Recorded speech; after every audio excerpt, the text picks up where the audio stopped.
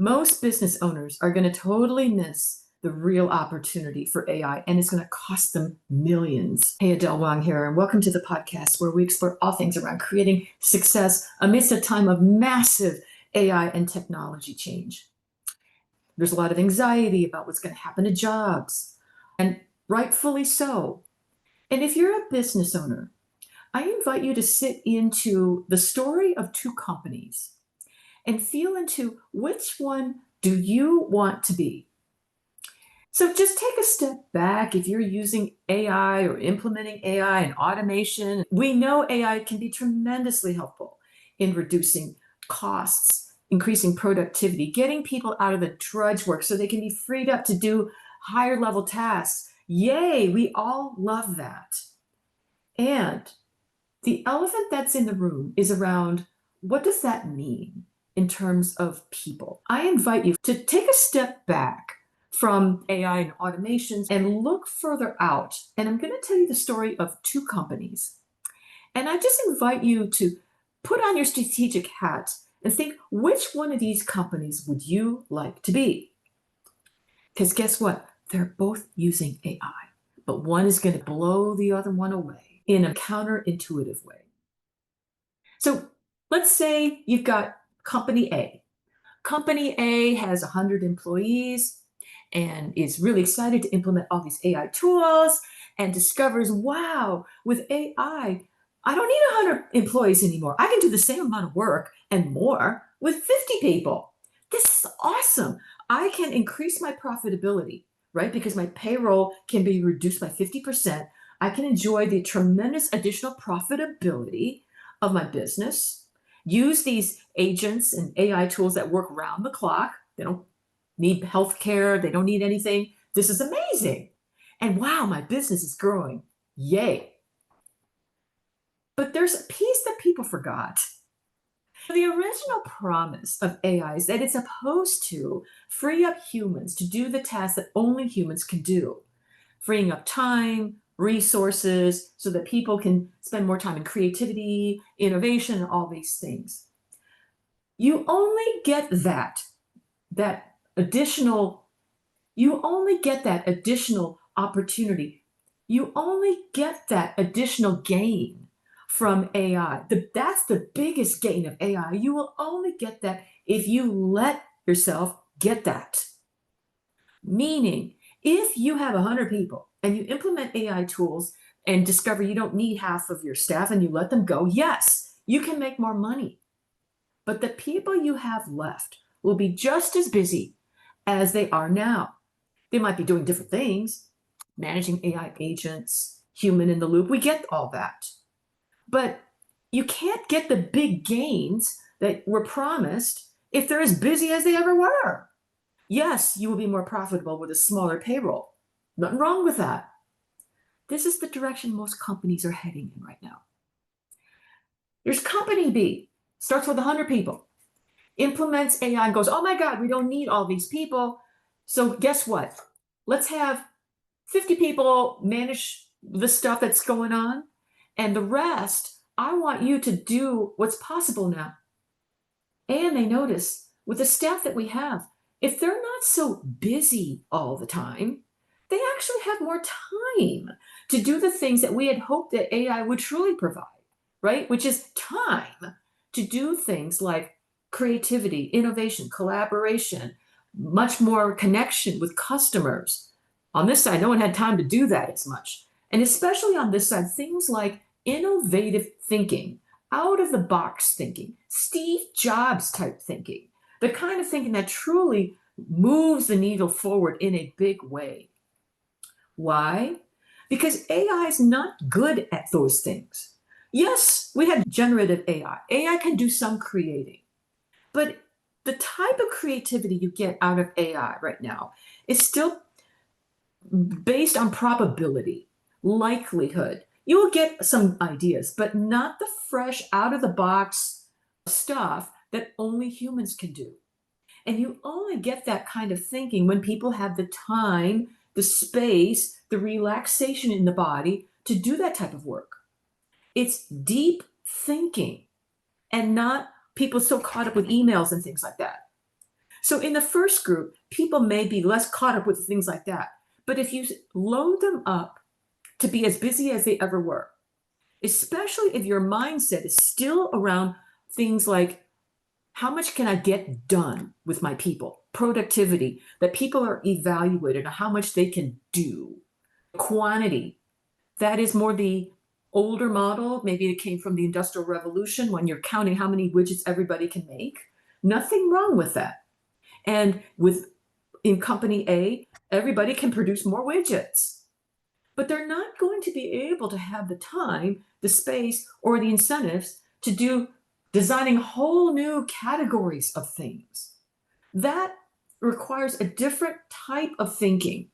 It requires people to have enough space so they're not doing all the time. What would it be like for you as a leader to lead people who don't have as much to do? Now that might feel counterintuitive. Well, if they're not doing anything, I should get rid of them. Wait, hold the phone. What if we're moving into a different mode of work that people could now have time to explore? We're already starting to see hints of this with some companies. What do you suppose will happen in the long run when you have company A and company B? Company A lets go of 50% of its staff, enjoys a big boost in productivity and profitability. Everybody's as busy as they ever were. Maybe life for the people who are left is a little bit easier, but they're busy. Company B says, we can get the same amount of work done with less people, with the people we have left. Let's really go for it. Let's shoot for the moon in new ideas, creativity, spending more time with our customers. What do you suppose that would do to your customer relationships, right? It's a little bit like, think of the American gold rush, where you might have one company over here, it's a mining company, and they get some new equipment to mine for gold. And they say, oh, this is great. I don't need as many miners. Give my miners this new equipment so they can dig for gold faster. Here's the thing. They will find more gold faster, but it's the same gold that everybody else is chasing after. The second company gets new equipment and says, you know what? Some of you, I want you to dig. The rest of you, I want you to go out and scout for new veins of gold. Check out the uncharted territory and find the mother lode. Which company do you think is going to truly thrive in the long run? Getting more gold that everyone else is looking for too, or the company that can find the mother lode? Which way do you suppose people can be more like humans at work instead of human doers? We have human beings doing creative work. Now, the challenge, of course, that makes business leaders a little ticklish is the second way of work. The second type of work environment is very different. And for most business leaders, it's harder to manage because you're going to have to be more human. It's going to push you into a higher level of leadership. You're going to be asked to lead people and not just manage people. Managing means your oversight. Is everybody doing what they're supposed to do for productivity? But when there's leadership, just because you can't quantify what people are doing doesn't mean it's not valuable. Okay, Adele, well then how do I make sure people aren't just sitting around not doing anything? Great question. We haven't developed enough skills as leaders to lead in this more intangible way that is ultimately more powerful, ultimately more satisfying, and it's going to ask more of you as a leader. If you are the type of leader that is obsessed with knowing things and controlling things, you're not going to be able to do very well over here. Because first of all, you won't need to know anything. The AI will know more than you ever would. And this side of the house, it's about inspiring. It's about creativity. It's a very different way of leading. So maybe it would behoove leaders to be curious, start with yourself, and lean into what would it be like to manage people who weren't busy, who had more space for deep conversations about the business, for deep innovation. What would that be like? Might be more fun. And it's also true that not every employee is going to be comfortable in this type of way. There are always going to be people who are used to just tell me what you want me to do and I'll do it. right? They just want to be told this. Well, this is going away with AI. So these folks are left with potential possibility. Would you like to step into a different way of thinking? And some people might not want to, and that's fine. Other people might be going, oh my gosh, where's this company? Sign me up right away. And you can already see in the long run which company is going to do better. We are already starting to see hints of this with certain companies that are intentionally hanging on to this model. Because at some point there's a calculus, right? At what point does it make sense for me to let go, of people and get a productivity and profitability increase versus a more long run of no, I want my people to go out and scout and find the mother lode. So neither's right or wrong. But I guess it doesn't take too much to imagine where most of the market is right now. And the reasons for this, whether it's a short-term profitability, we understand this.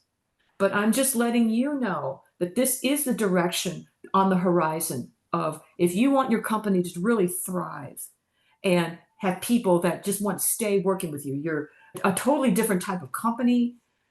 Consider that what everyone is so anxious about, oh my God, my job's going away. We're not asking the right questions.